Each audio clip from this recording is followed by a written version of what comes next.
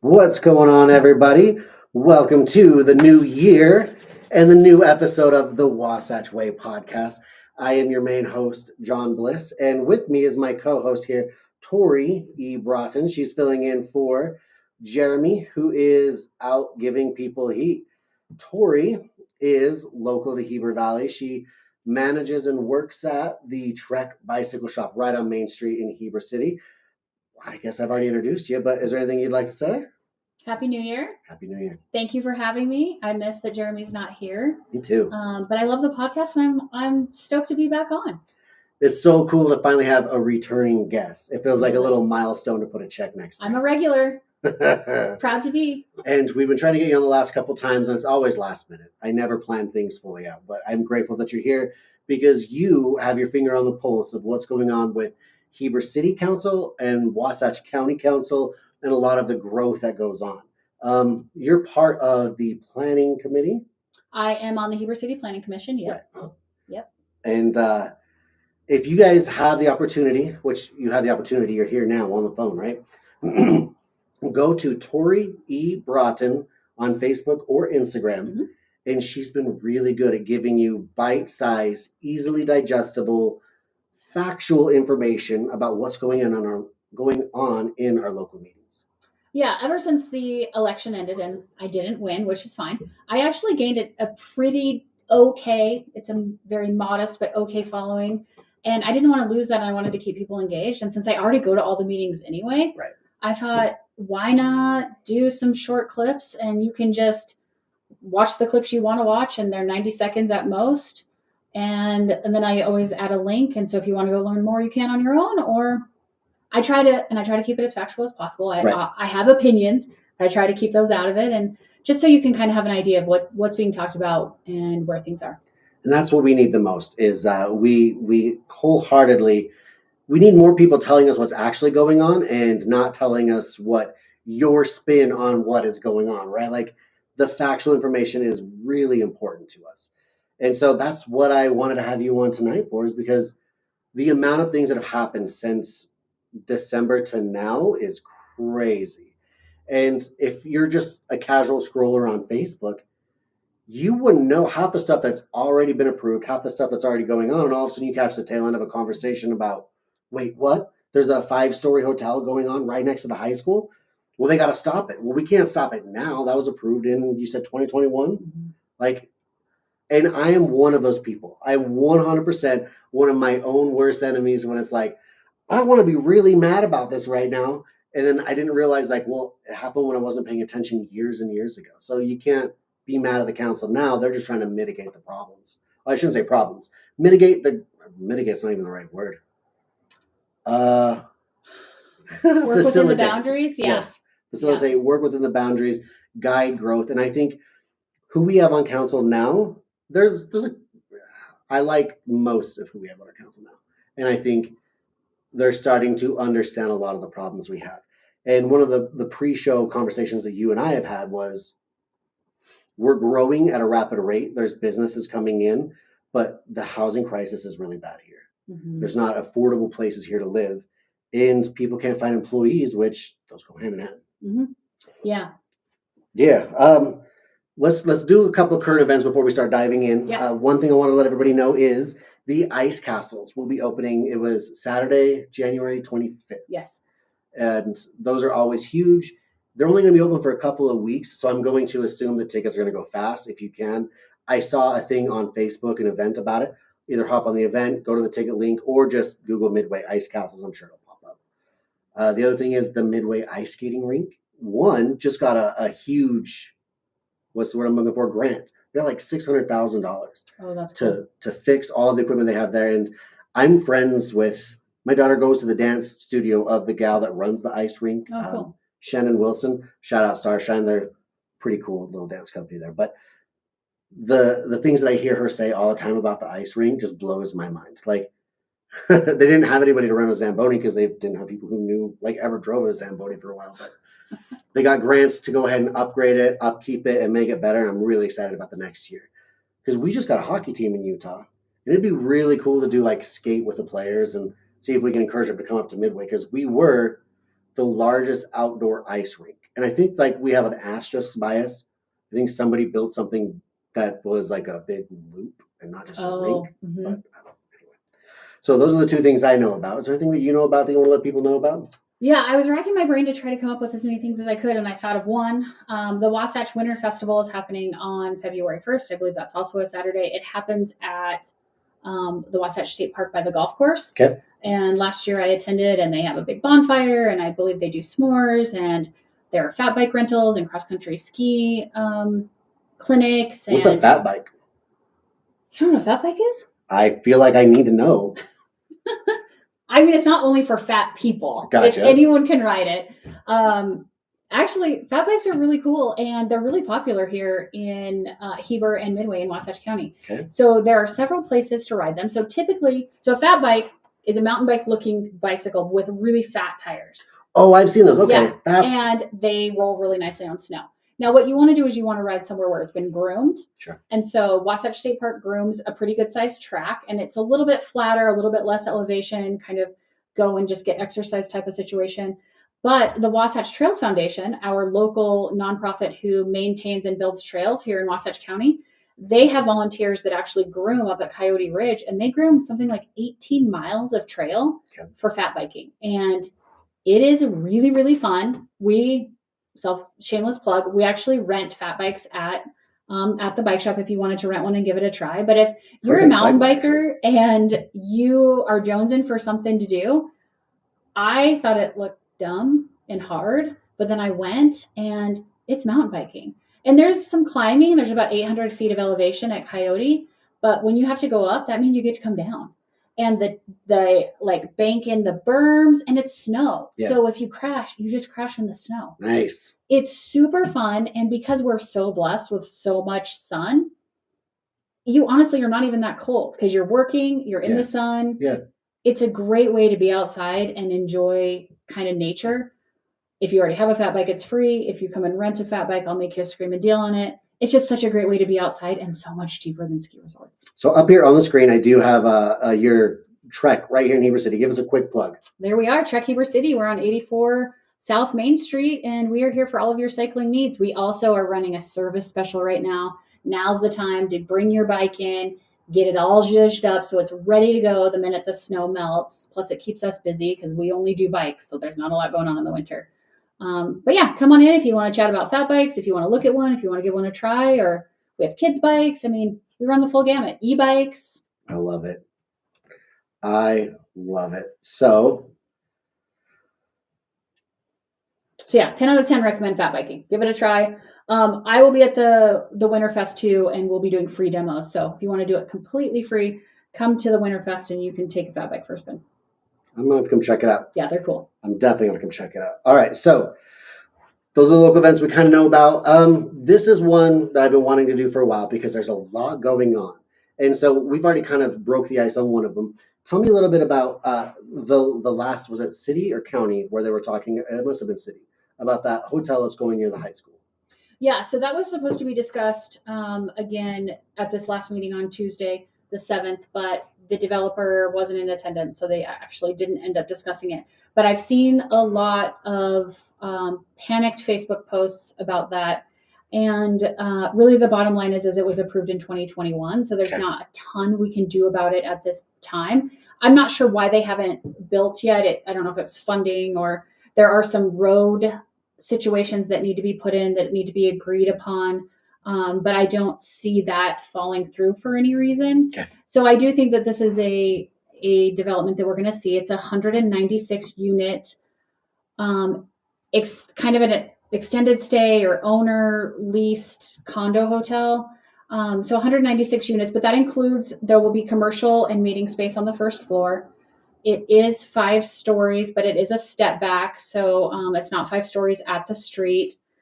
And, at the end of the day, it passed all of the code in 2021. They did definitely get in this little sliver of time where 5 stories was allowed. And a lot of people are mad about, I don't know the full story, but I guess there was a little loophole that a couple people found for a minute and they got in, and it was like a week or 2 weeks literally.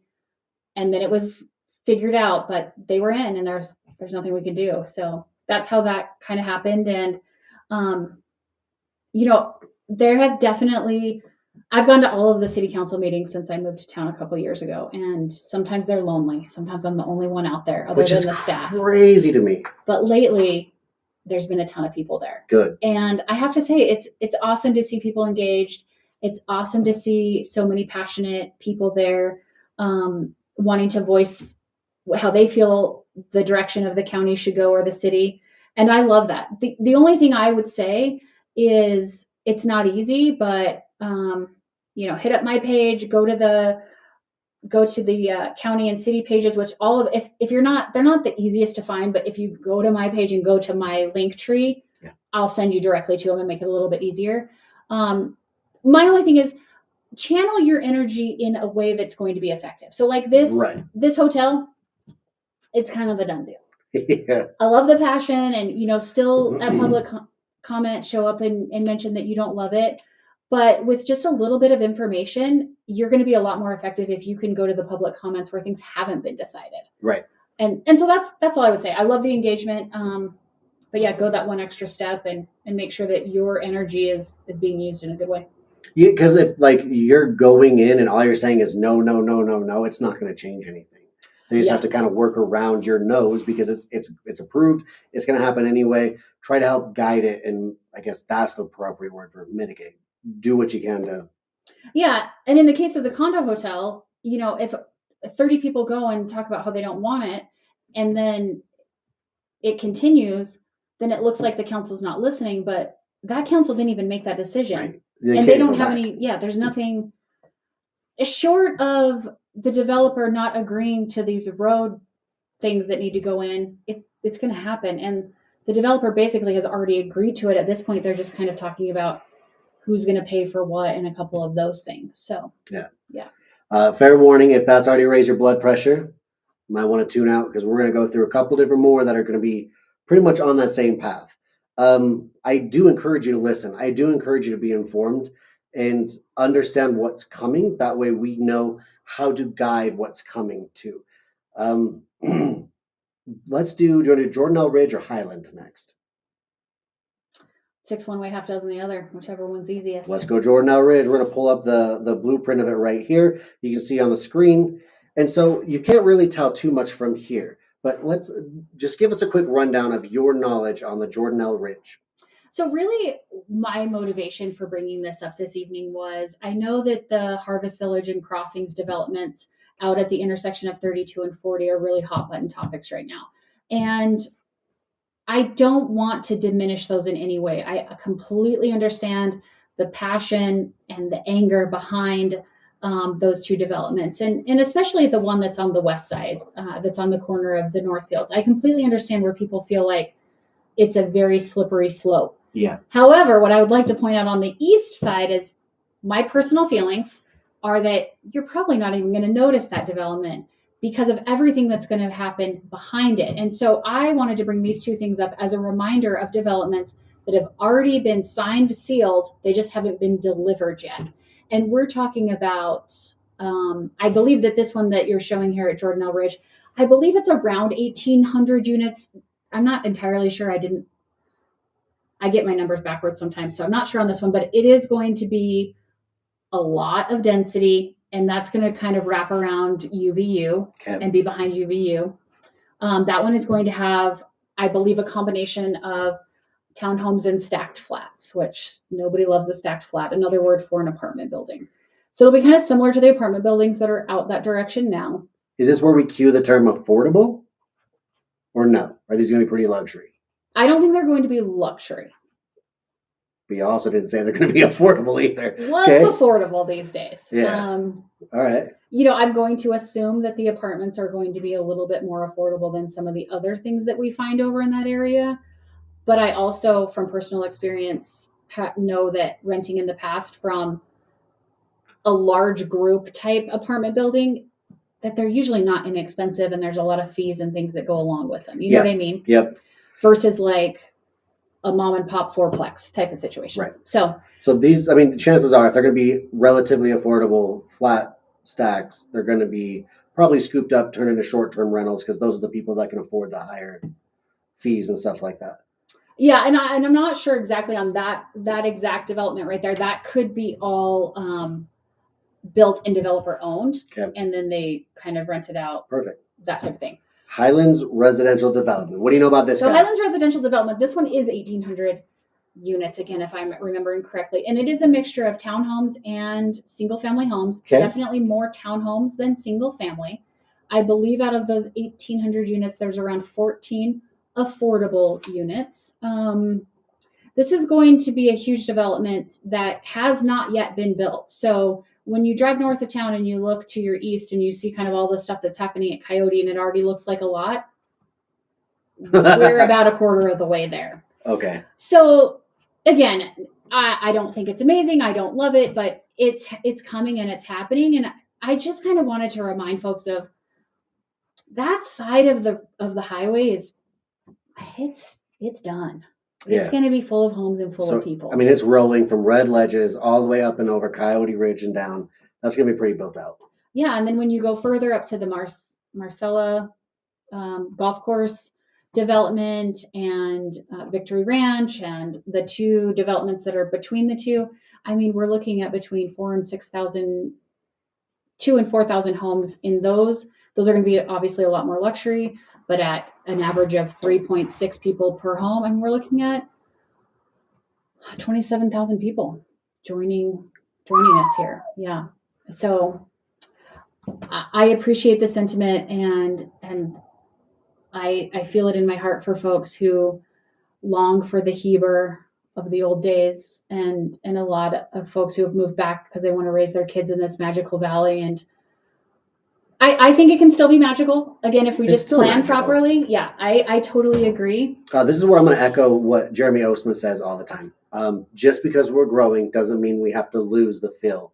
It's not it wasn't the absence of people that created the beauty of this valley. It's the people in it. And as long as we can keep who we are and keep our morals, what are they called? Our values. Yeah. Keep our values and keep it intact and just welcome people with open arms, because the more positivity we can keep and contain, the better off it's going to be. And it's really great. Like if you're a developer, if you're an electrician, if you're a plumber, if you're an HVAC, or if you're wanting to get into these trades, they're going to start exploding soon. Mm-hmm. So if you're looking for a leg up, a new career opportunity, with more people comes more opportunity. There's never been a shortage of a way to make a living in this valley, and I think I'm proof of that. It's a really great opportunity. That's what we have to look at a lot of this as. Agreed. Totally. Right there on that stoplight, I didn't ask about this before because I just barely thought about it. Coming down from Park City, that first stoplight you hit, that's right there by River Road. What do you know about that village that's going in there? Yeah, so those have been two very hot topics, Village Crossings and North Village, one on each side. They're two different developers. They will be a mix of commercial space and residential. There will be gas stations. There will be at least 4 hotels, 2 on each side, is what I'm understanding at this point. And then mixed residential, anything from townhomes. I'm not sure if there's any single family, but townhomes, possibly some apartment buildings. And I don't know the density because that is something that's still being negotiated. And they were wanting to annex into the city. That's what that last meeting was about, right? Right. Yeah. And that got denied. No, that's still on the table. Okay. I feel pretty strongly, and again, as I like to preface everything, I don't know everything. I go to a lot of meetings, so I'm fairly informed, but there are also things that happen in negotiations that happen behind closed doors that we don't all know about until it comes out or whatever. So I speak with as much knowledge as I can, but don't pin me down on anything hard. I'm just learning as I go. That I feel pretty strongly that that's going to get approved. And at this point, they're just kind of working through the details of exactly what it's going to look like. So what I like to remind people about those is density was already approved there by the county. Again, 20 some years ago. There's some argument about how much density the county approved versus the city. But in my opinion, the difference between the two densities isn't that much. It was still high density. And in fact, on the west side, on the Northfield side, they approved a water park, a full-on water amusement park style business. I'm excited about that. So that's not going to happen. Sorry. Aw, that's all right. Heber City doesn't have to see me in my swimsuit, so they're saved. Well, it would be great because it would, just as people are coming into the Heber Valley, they would get to see you. Just a bright streak of white just light coming down the sky. Yeah. So yes, it's not. I would rather not see a water park there personally. So I think this is better than that. The bar's low at this point, but okay. I have met the developers there, and again, this is opinion. I have a lot of respect for the developers who are developing on the west side, the Northfield side, and they really are trying to make as low of impact as they can. At the end of the day, what we all need to remember is those landowners want to sell their land. Yeah. And that's where you come back to personal property rights. And it has already been zoned by the county for them to sell that at a high density, which is what makes it attractive to developers. And, it's hard to tell somebody that they don't deserve the money that their land's worth. Sure. I think is tough. Yeah. And I've always, I'm a very limited government, very don't tell me what to do type person. And it's always a double-edged sword to me. I'm like, well, why doesn't the city do this? And then I realized, well, if that was my property, would I want the city to tell me, you can't do this, you have to do this, which, yeah, I get that. Yeah. So yeah, that's the one on the west side. And then the one on the east side is going to look pretty similar. I think we'll see the one on the east side actually probably be completed much less quickly because they are dealing with all bedrock on that side. And it's very difficult to build and to get the designs that they wanted. They're actually going to go underground 2 stories for parking, which will be nice because I think that'll make the scenery on top look a lot better and it will actually allow for open space. So another thing to keep in mind is technically when you're talking city terms, open space is a parking lot. It's anything that doesn't have a building on it. And so they're going to be able to satisfy the open space requirements with actual open space, grass, trails, and things like that. So again, we have to take every win we can. They're small and the bar's low, but that's probably what we're going to see on the other side as well. Good to know. I think one of the other ones that I have, and this one is something I am kind of excited about. I'm not excited, I'm excited about it. If you're mad at me for being excited about it, that's too bad. Four Seasons is going to be building, let's pull this guy up here. They are going to be building on, it's now called Deer Valley East, correct? Mm-hmm. Walk me through what you know about this one. I got 2 slides on it. This one's a pretty good, you see the inside of the hotel. This looks like a pretty cool pool looking out onto the mountains, a little ski slope. Let me remove you and me here because we don't need to be right here so I can see this.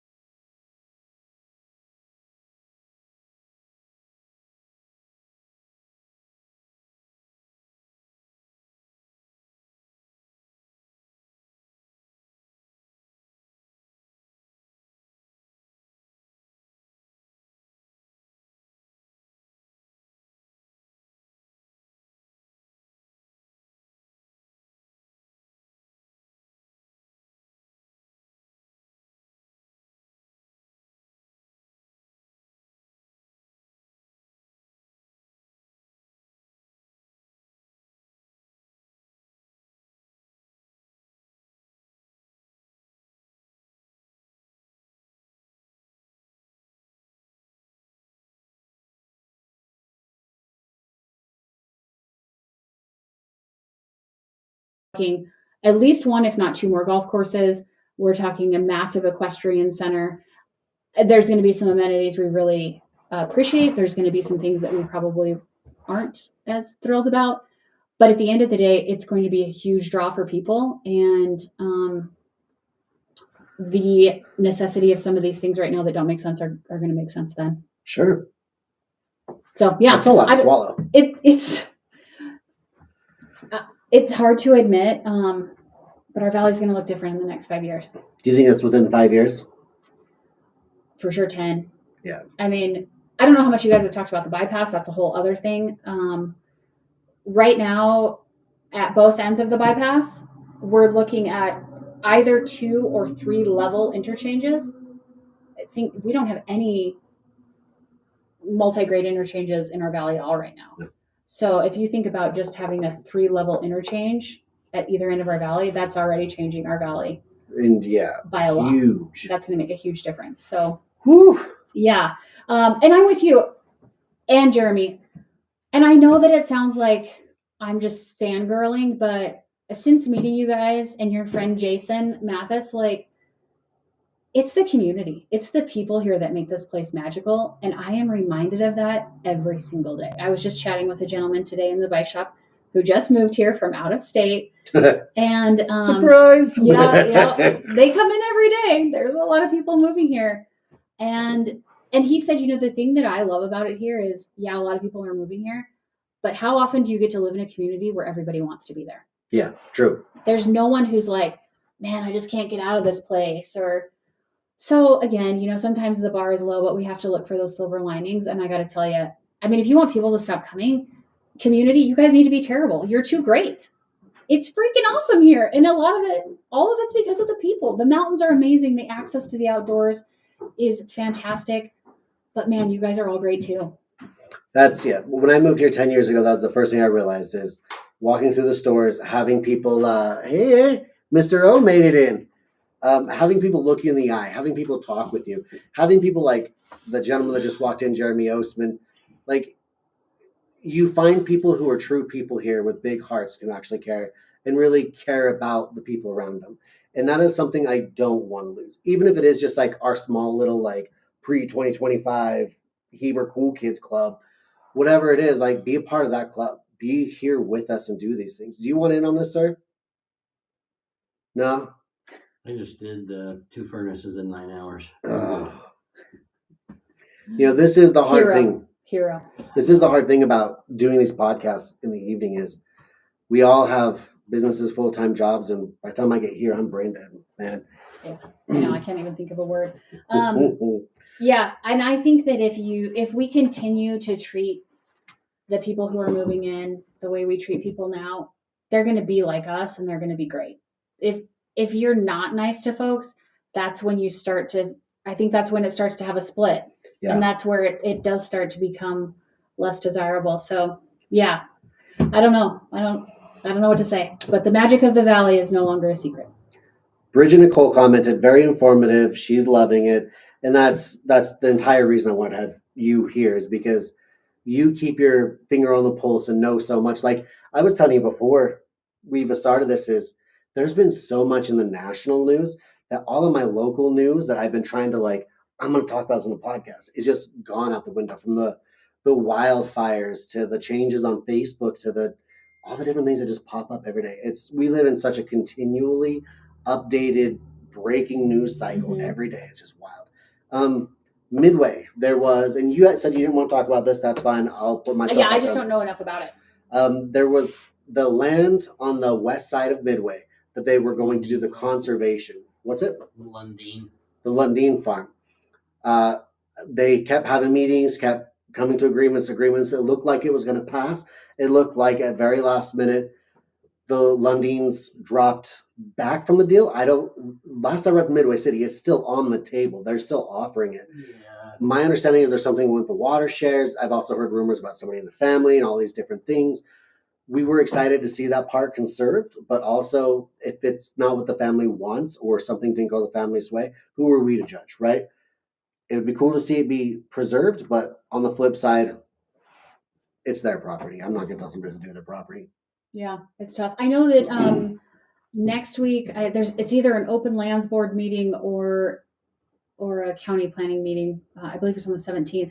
But there are 2 other parcels of land that I think they're taking public comment on for conservation easements, and one is here in Midway.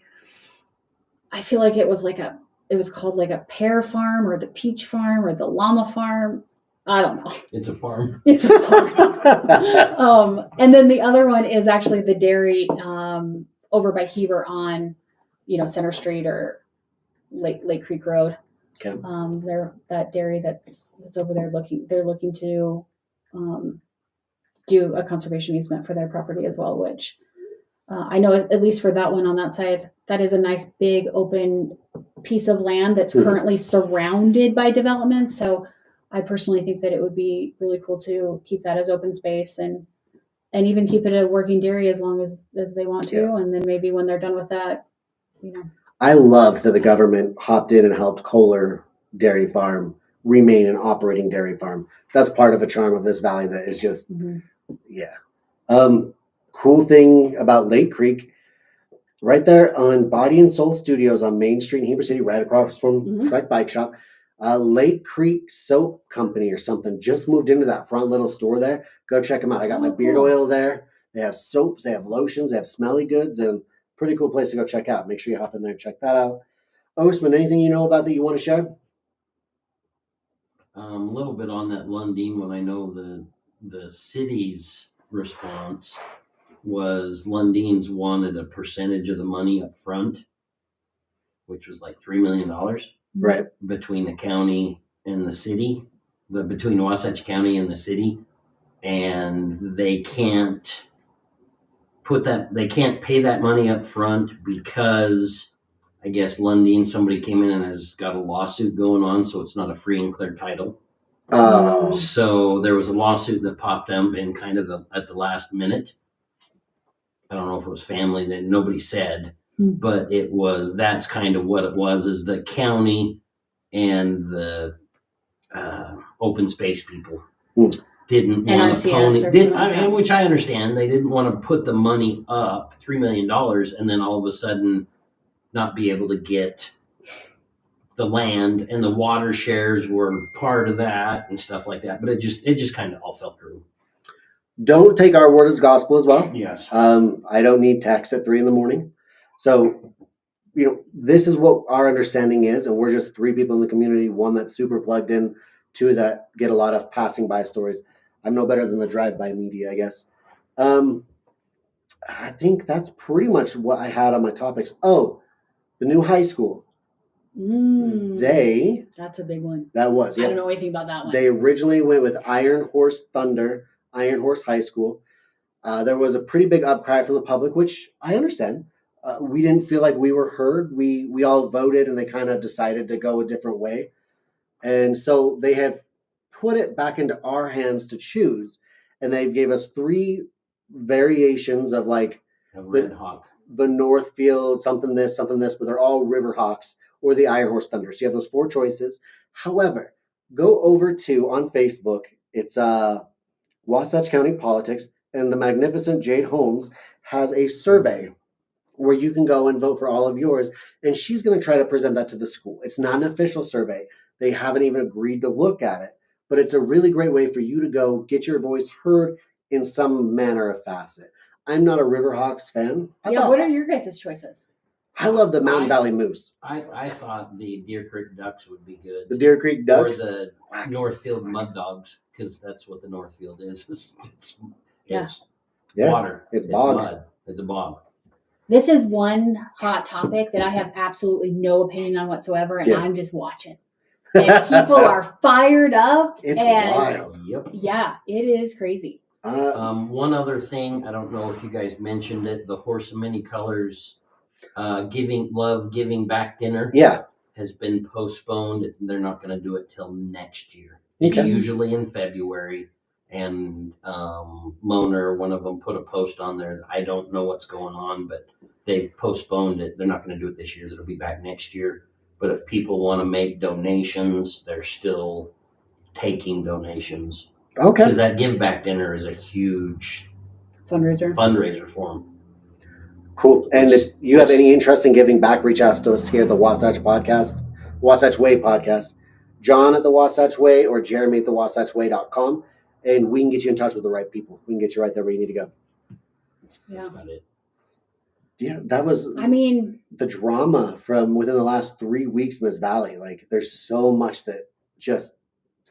I know it's crazy because the bypass is usually the hot topic, and now that, and I personally think that the bypass is huge news, and all of the kind of having that come back up, and I think the new proposals are really great, and I think. What is the new proposal? Well, I'm glad you asked. I love to talk about this. All right, let's go. So they're sticking with the 4 previous alignment options, right, that we've all seen. And at this point, they're just going to refine those. So here in the spring, we are supposed to see those come back to us with much more detail. So instead of just very vague things happening at the ends and at the intersections, we're supposed to have much more detail. So basically they're looking at all 4 options from 2 different points of view. And the one that I find really interesting is the one that they're calling the free flow zone. So anyone on 40 will be able to travel from south to north or north to south on 40 without stopping on any of the alignments. So that would be whether it's through the Northfields or whether it's cutting back in near Smiths and being on 40. And so for me, and the way they would achieve that, so you ask yourself, well, how are they going to cut back into 40 and not stop? Because all we've heard about are all these stoplights that are coming to 40, right? Which sounds like a complete nightmare and not going to solve anything. Right. Well, there will be grade changes, and what will happen is cross traffic will either go under 40 or go over 40. Okay. So speculation would be it would probably go under because it's a little cheaper to go under than to build bridges. There would likely be maybe some frontage roads for that alternate side traffic to go across, but 40 would be continuous all the way back out to 32. And then it would tie in at 1300 South, not Southfield. I think it's the one where the road that the memory care is on Southfield. That is on Southfield. 1300 South? Wasn't going to be, I thought it was going to be a little further west than Southfield Road. And then it was going to connect back. Is it industrial? Southfield, not industrial. Thank goodness. But it was going to kind of be a little further south of Southfield or west of Southfield Road. But then it was going to go back and connect to 189. Is I think one of them that I saw.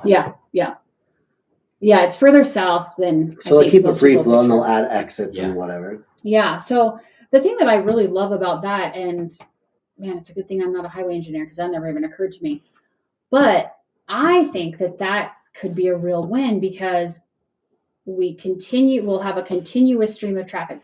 The thing that I didn't love about the tying back into 40 was with all those stoplights, you're not solving the congestion problem at all. Well, and if you're driving crude, the last thing you want to do is stop. Yeah. So every block.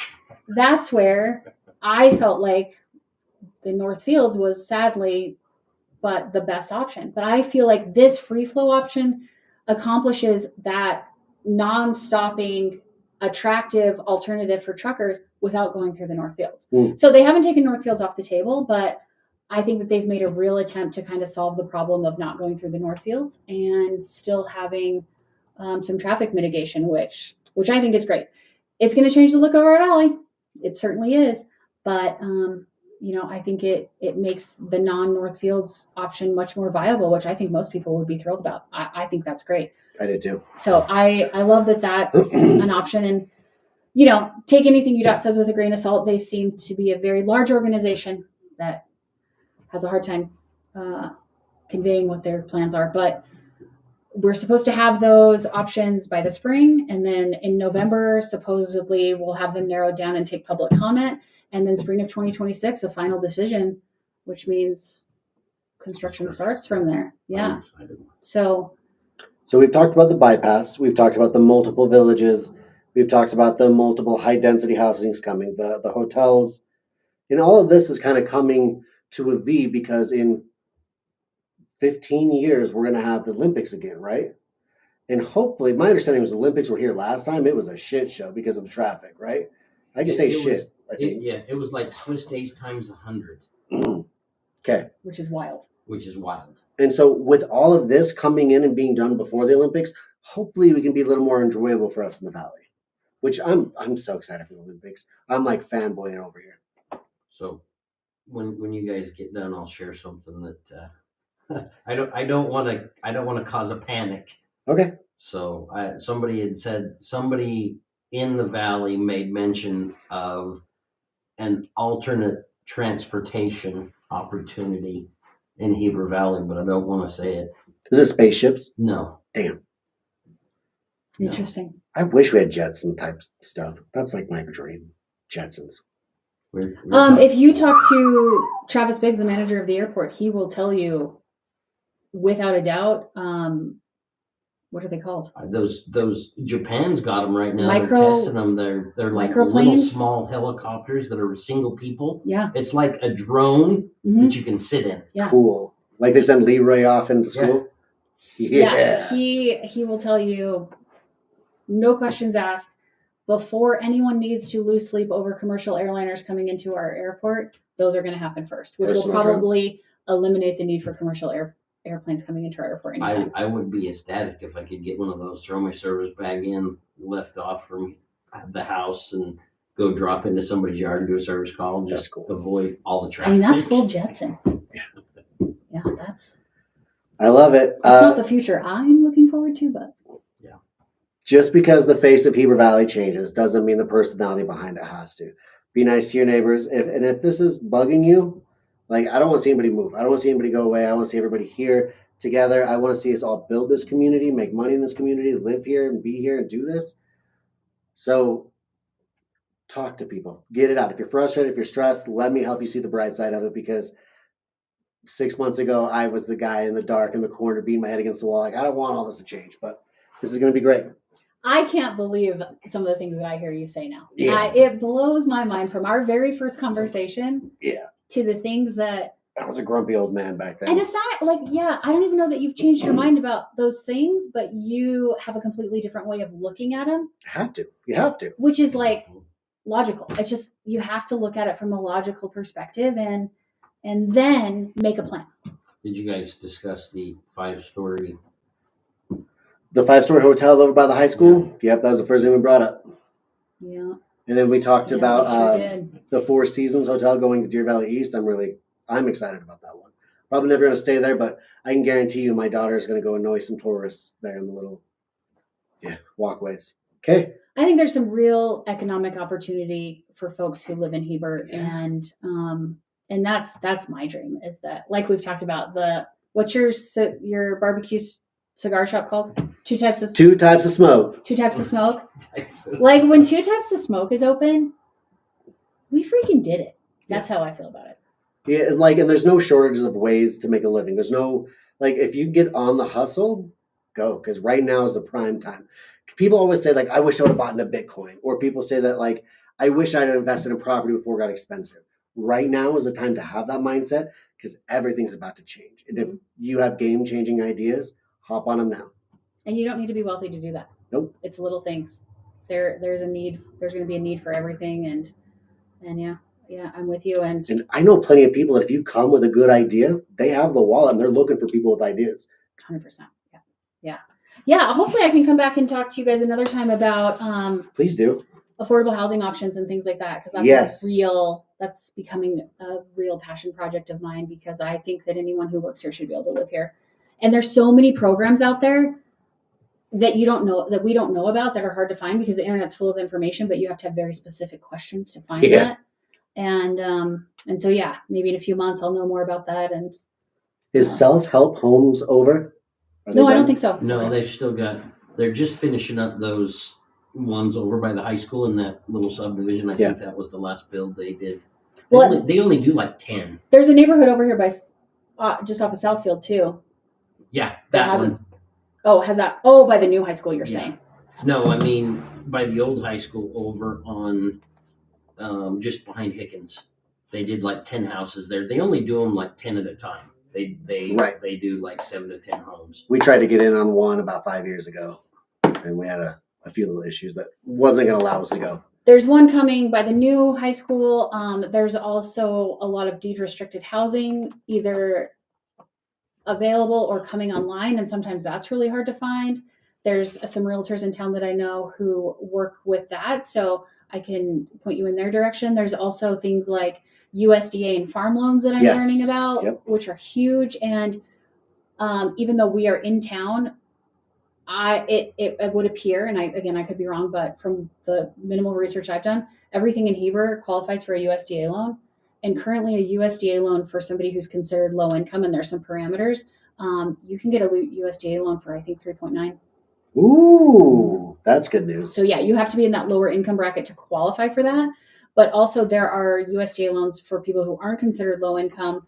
But if you go that route, you're no down payment. You're more of at the regular interest rate. But there are a lot of programs out there for folks. There are farm loans where all you have to do is show an intent to farm, and maybe you're farming microgreens. Like, I'm not saying take advantage of any systems. I'm just saying That's all I heard. Take advantage of the systems. All I'm saying is maybe you didn't realize you were maybe already farming something and didn't even realize it. But there are a lot of programs, and especially considering we're in a rural area, we're fortunate to have access to some programs that people down in the valley don't.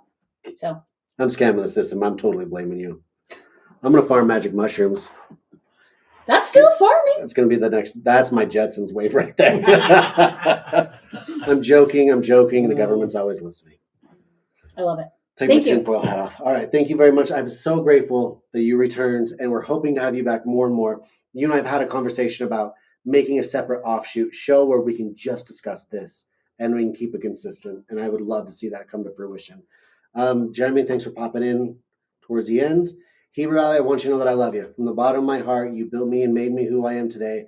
And I know there's a lot of change. Change is scary. I am the worst person to accept change, but there's some cool opportunities coming our way. And hopefully that's meaning 100,000 people who want to listen to my podcast. I'm for it. Let's do it. Okay. We will see you guys next week.